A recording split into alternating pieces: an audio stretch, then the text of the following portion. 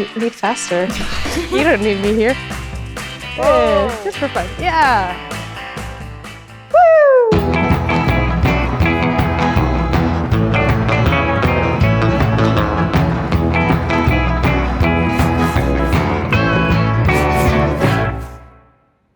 Hi, and welcome to episode 2 of How to Pizza. I'm Charlotte Hemmings, still a total pizza beginner. And today I'm gonna learn everything I need to know about how to make dough at home with the one and only Feng, AKA leopard crust. Hi, Charlotte. Hi. How are you? Good, good. Amazing. It's great to be here.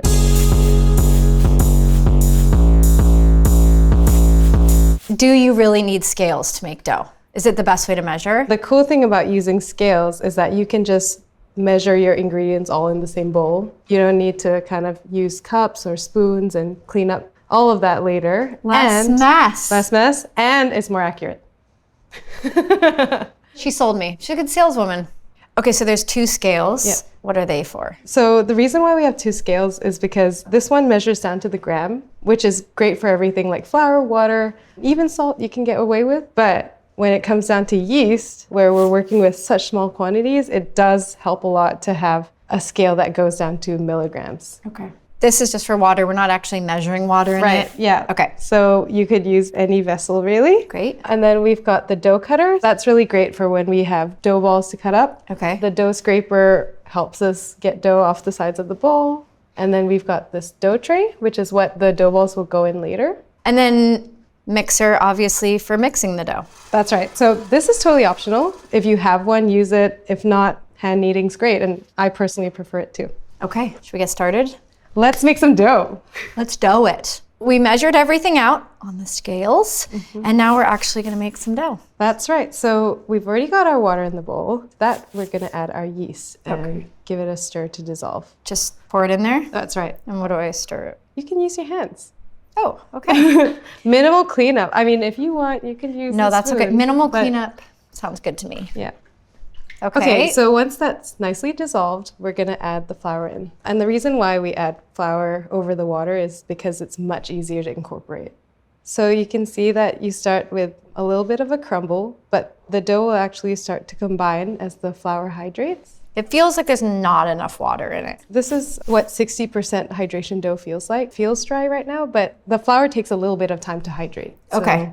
Can I over mix this, or is this okay? It's very difficult to over mix by hand. Maybe you can do a squishing motion to get the dough into one mass. Poking, then squishing. Poking You guys and get that? squishing. There are 2 proteins that form gluten. They're called ghidin and glutenin. Ghidin is like a ball, while glutenin is a spiral. And when water gets added to them, they start to swell up. And they start to kind of join together in one ball. Once it's a large mass like this, we can take it out of the bowl. Are you left-handed or right-handed? I'm ready. Okay, with your left hand, hold the dough down. Right hand, stretch it out away from you on the counter. With that same hand, fold it back over. And then kind of reset. Left hand over here, right hand over there, push it out. So what we're doing is we're actually just trying to stretch the dough out, and that helps to strengthen the gluten. So the recipe calls for a 10-minute knead. You're definitely gonna feel the gluten develop.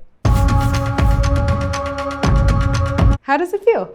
I mean, it definitely like tightened up. It's harder to stretch and fold. Does that mean I did good? Yes, so you've done a great job at developing gluten, which is what we're all about. So now we're gonna add the salt, and that's gonna make the gluten even stronger than you've already got it. Okay, so how do we do that? We're gonna sprinkle the salt over, and then you're just gonna continue kneading for just one last minute. 1 minute. Oh, that salt's kind of making it harder to... Exactly. It's amazing how instantaneous the difference is. What we're looking for is for the salt to have dissolved in the dough. Once you can't feel any salt grains anymore, you can stop. Feng, that's gonna be way more than a minute. You promised a minute, so... Need faster. Cool, so once you feel the salt's all dissolved, you can take a breather. Oh. And we're gonna let the dough rest. Okay. So what that does is basically, after working gluten, if you let it rest, it gets relaxed and you're able to stretch it out again. Okay. Because right now, if we tried to do that, it'll just snap back into shape. Okay. It's like putting your baby down for a nap. Yeah, it is taking a nap. And then we're gonna just cover that so that it doesn't dry out. Like blackout curtains. Yeah, we're giving it the 5-star treatment. So while that's resting, I'm gonna make the exact same dough using this mixer. Got a dough hook on there. We're gonna mix this for 8 minutes on low, and that'll get the dough to a very similar point to what you've achieved. Right. All right, so after 8 minutes of mixing on low, we're just gonna add the salt and give it 1 more minute, just like we did with the hand knead. Okay. So can you over mix or over knead? Yes, so what happens if you over mix it is that the gluten tears. Instead of coming together like this, it starts to puddle out. Okay. And feel very liquidy. So you like break down the gluten. Exactly, yeah. Just beating it into submission. Yeah. Mm-hmm. And once that happens, there's no return, like there's no saving that dough.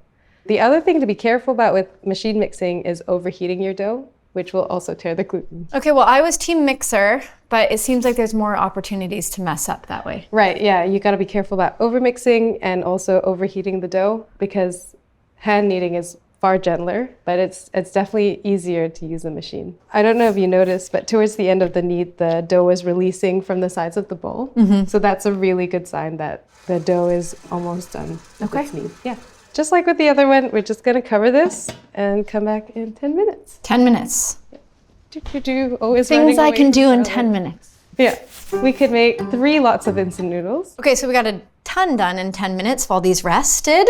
And now we're gonna form a nice ball. Yeah, that's right. So we're just gonna tip our doughs out. Unfloured surface is okay? Totally fine, because the gluten actually stops dough from sticking. Okay. Right? To ball it, we're just gonna use our hands to roll it towards us, and then we repeat that until we get a nice smooth ball. Oh, this is a cool technique. It's actually very meditative. Exactly. I'm feeling more zen. Exactly. I was feeling hangry a second ago. Oh God. What's happening here is we're stretching out that surface layer of gluten, and we're forming what's called surface tension, which is what keeps the dough together even more. Okay. And creates an even stronger dough. You did great. We're gonna leave this for 45 more minutes to bulk ferment. So bulk ferment is just when we allow the dough to continue fermenting without portioning it. So yeah, you can definitely feel that the dough is not sticky once we've developed that surface tension. Yeah. Night night. 45 minutes. Time's up. Time's up. Let's get our dough out. So the dough has relaxed into the bowl, which is actually what we want, because it's difficult to ball up a stressed out dough. Am I doing this right? Getting it out of here? Yeah, like just tip it out and gently kind of work it out of the bowl. Yeah, all good, all good. Get out of there. We're about to ball them up, so it's all good. Okay. You can rough up the dough a little bit at this stage. Great. Every time we let the dough relax, you know that it's to make it easy to handle. So we're gonna portion these into 250 gram dough balls. All we have to do is chop, weigh, and adjust. So that one needs a little bit more. 216, 239. It doesn't have to be exactly 254. 254. Yeah, 254 is close enough. Okay, so I just kind of eyeball what you did. Yeah. And chop. 237. A little more. A little bit more. 252. Perfect. 222, 209, 267. Not very good at this yet. 256. And with the extra dough, we can just ball that up anyway, and we can kind of use it as a Band-Aid if we need. Like if you're making pizzas later and we get a hole in it, like a really big hole, we can use this as a Band-Aid. Okay, so don't throw away the extra. Yeah, to ball up dough, we could just do what we did earlier with the large piece of dough and pull it towards us on the counter. What you want to do is just make sure that the top is always facing up, so don't allow it to roll upside down. Pulling along the bottom of the dough. Okay, that makes sense. It was not really working for me. No, it's good, it's good. Look at that, it's turning into a ball. Yeah, exactly. And we're doing exactly the same thing, just at a smaller scale. And our dough ball should have this nice smooth surface, because that's gonna be a strong dough for us to use later. The other thing that we want to watch out for is to make sure that the bottom is sealed. There shouldn't be these holes there, because those could turn into weak spots in the dough when we go to stretch it out into a base. So how do layer. I fix those? So to fix those, what you can do is you can just take your fingers and pinch the dough together to seal the bottom. You can pinch and twist if that works better. Pinch and twist. Yeah. Oh my God. Yeah. Close up on that one, maybe? That one looks good.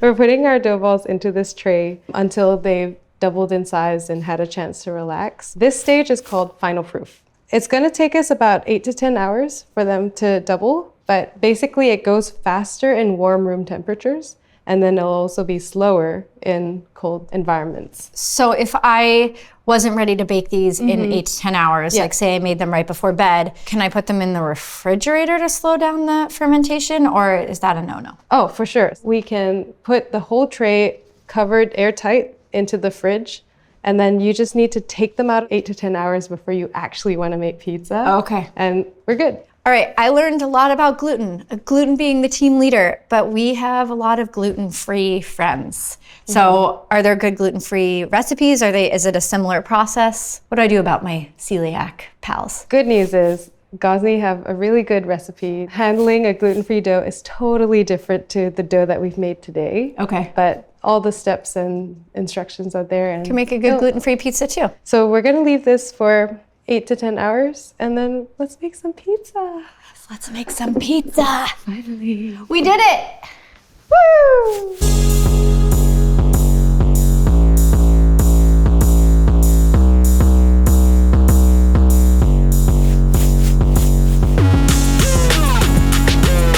We've made dough. We have learned to make dough, but how do we know when it's ready? I really struggled with this when I was first starting out. The good news is the dough actually does leave some clues. If you see the dough that we made earlier and you compare it to how it looked when we first balled it, what are some of the first things you notice? Well, it's spread out. Exactly. It's flatter. You nailed it. Like, you don't need me here. Let's make some pizza. Fun. No pressure. No pressure. It's cool when someone else says it. All right, so keep track of which side is the top and bottom. I like to make my crust really puffy. So I'm always trying to like trap as much air in there. Basically, So you like the bubbles? Yeah, I like the bubble. We're gonna use like this part of our fingers. Okay. And then we're gonna like gently migrate the air to the crust. Kind of like this rocking motion. Ah, look at that. Nailed it. Once we get to the top, then we do this, I call it like an arch. In this case, we see that the dough has a very thin membrane. Too thin. I mean, I love it and it's very hard, but we do have to pop it. Okay, because it'll just burn. Yeah, I like to let it out, but then I also like to kind of seal it before it completely deflates. It's like a surgery. She's Yeah, sealed exactly. the wound back together. We've burped the dough. It's like a baby. On the further rim, just like pick it up with your fingers and give it a 180 flip, and then we do exactly the same thing.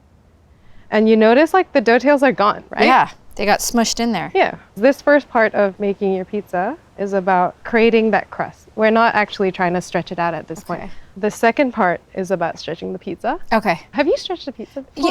You know, I did it with Luis, Yeah. and I thought I really had it down, and then he left, and I tried to do one, and it was an epic Yeah. fail. So What method did you use? we used a steering wheel, left-hand turn Okay, method. okay, yeah, we yeah, did a yeah. knuckle method. We did Yeah. a spin Oh, method. cool, yeah. Let's do the steering wheel. And then anytime you feel unconfident, like you feel like you might be creating a thin spot, just put it down. Okay. And we can always pick it up again, Okay. but we can't like fix a thin spot. So this was the steering wheel. So this is the steering wheel. Okay, well, here's another option. knuckle we can do it with the turning. knuckle. Okay. Did you do that? A little bit, yeah. Okay. I like it because I like to use my hand to support the middle so that that doesn't get too thin. Okay. Because when you're stretching a pizza, the part that's easiest to overstretch is the middle. It's like a gentle way of stretching. Yeah. Like if you want, do you feel I don't think I should even try, should I? just for fun? Yeah. Nice. Nice. That's my bottom because it's got the tails. Yeah, exactly. Okay. In your first pizzas, I actually recommend not making them too big. Because when they're smaller, they're so much easier to turn in the oven. And then over time, as you progress, you'll naturally kind of start to make them bigger and bigger and bigger. Feng, are you guys getting a shot of my like peach-shaped pizza next to it's her cute. perfectly round pizza? And there's like literally nothing I can do. I mean, just like- talking about, I'll make it round. It really does look so much better than my first pizza, though. Let's top. Would you like to make a margarita or pepperoni? Ooh, marg. Okay, me too, actually. Yeah? That's what I'm feeling. I'm gonna sauce up. I like to have a spiral and then move it outwards and then like have a little bit of sauce gather around the crust Okay. and then not have too much in the middle because that creates quite a floppy crust. I like to put hard cheeses into the sauce because I feel like it combines better. What do you want to do? I'll do the same. All right, here you go. I'm doing it your way today. Okay, I don't know what I'm doing, but we're gonna make it work. today we're treating ourselves, and we've got buffalo mozzarella. The whole ball in a strainer, or did you tear it up and then put it in the strainer? It definitely strains much faster if you tear it up or cut it up before you strain it. Oh, there's a lot of water in the bottom of it. Yeah, exactly. It holds a lot of moisture. Yeah, it really does. More? Up to you. What do you think? You tell me. Yeah, just like 1 chunk more. Okay. And then we're gonna put some fresh basil on. Do you do whole leaves or do you tear them? I like whole leaves, but you know what? If you want to tear them, like there's nothing wrong with that. Give the leaves a coating of olive oil because that helps them to crisp up in the oven instead of get burnt to a black crisp. Good to know. So it kind of fries them in the oven. Instead of just burning up. Exactly. I've got both the Roccbox and the dome here. Okay. We're gonna bake up your pizza first. Okay. Which oven would you like to use? I think I'd like to try the Roccbox. Oh yeah? Okay, yeah. Or let's you do want it. me to do the dome? No, let's do it. Let's do the Roccbox. This peels for the Roccbox so you're not like this far away from it. Exactly. Okay. Yeah. Nice. Whoa, look at her. Oh, okay. No! So It's going badly. You pretend you go backward and then actually suddenly go forward. Like,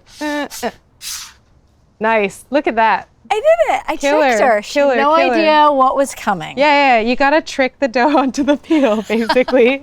Okay. Now that you've gotten it on the peel, we're gonna launch it. Do you want to launch it? Yeah. Okay. You're gonna put the pizza right to the back. Basically, place it in the position of the stone. So go forward and then back.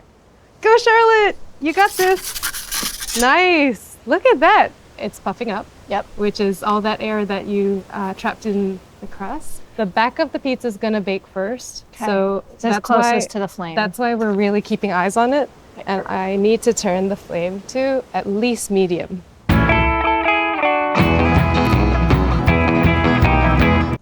All right, look at that. Wow. That looks good to me. Looks great. Yeah, what I like about a puffy crust is that it's airy inside, but it's crunchy on the outside. So I like to give it a shiggle, again, a very technical term, to get excess semolina out, because if there is excess semolina, it's gonna burn in the oven. Okay. So when we're doing this final stretch, we're being so careful not to stretch that center part, because that's the part that likes to get too thin. All right, let's go. My favorite part about pizza is that you really just use your eyes to see whether it's done or not, but that's a pizza. Yum. And one of my favorite parts is just like watching this flat piece of dough turn into this mountainous range right in front of my eyes. It's not easy to make a perfectly round pizza. And I think it took me like maybe 10 or 20 in until I could get it round. Okay. And then immediately after they went back to being funny shaped. So it just takes practice. That's air. That's good. That cheese is so nice. It's like chewy. No.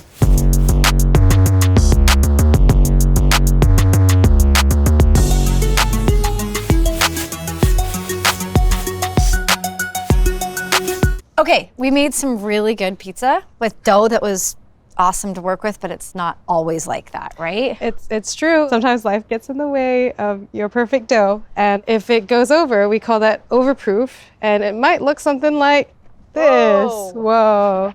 You can see that the dough's had a lot of time to develop, I would say too much air. But what we're really concerned about is whether or not the dough has gluten strength. Because once the yeast runs out of the starches in the flour, it will start to attack the gluten. And we call that a weak dough. And then on the other end of the spectrum, if you don't leave your dough for long enough, we have underproof dough.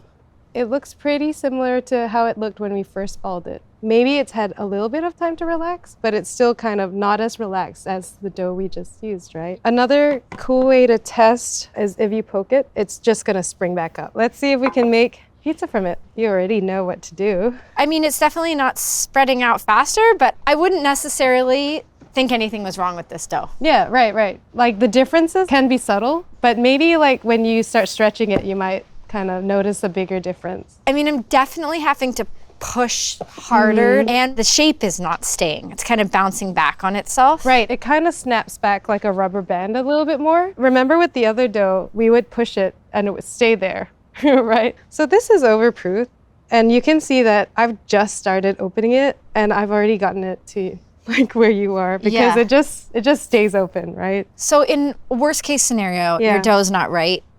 Which is better to work with, overproofed or underproofed? I think the scariest one is overproof dough because it will tear more easily. But then underproof dough can also be torn easily because you just need to use more strength opening it. Can I try shaping that one? Of course, So we'll do a Feel the switcheroo. difference. Yeah.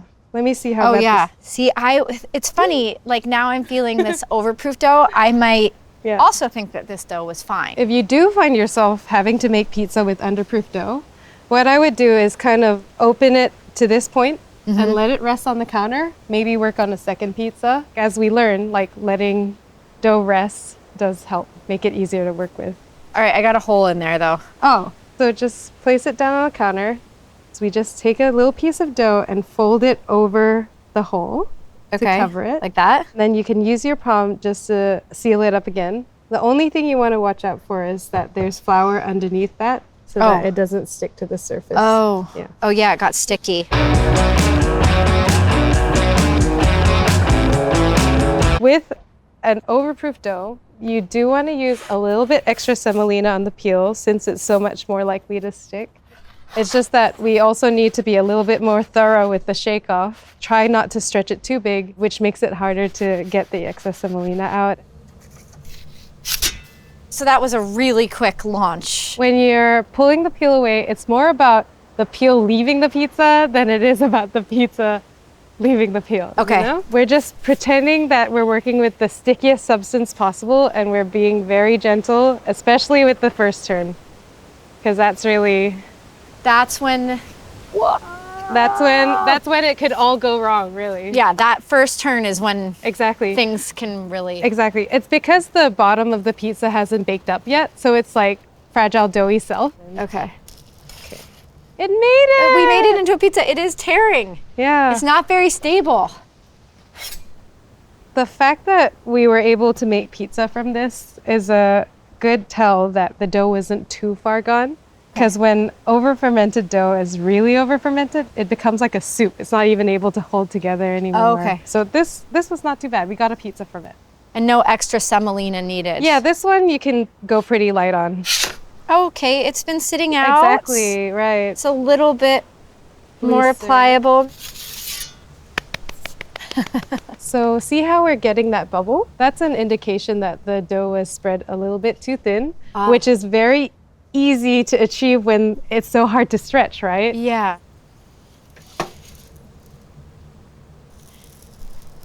All right, look at that. There we go. Okay, so what are the main differences now that they're both cooked between the underproofed and overproofed?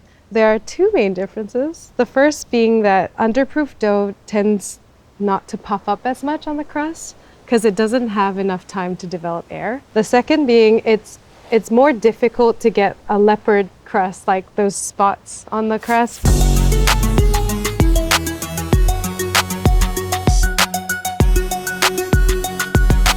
I learned more about dough than I thought humanly possible. That was amazing. Cheers. Cheers.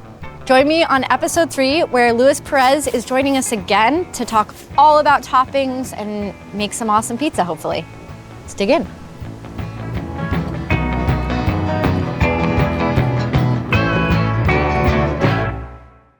Sorry, I always get the giggles. It's a thing. All right. Okay. Okay. It's a gassy little. Can that be in the video, please? Just on the counter, or do they go back in their bowls?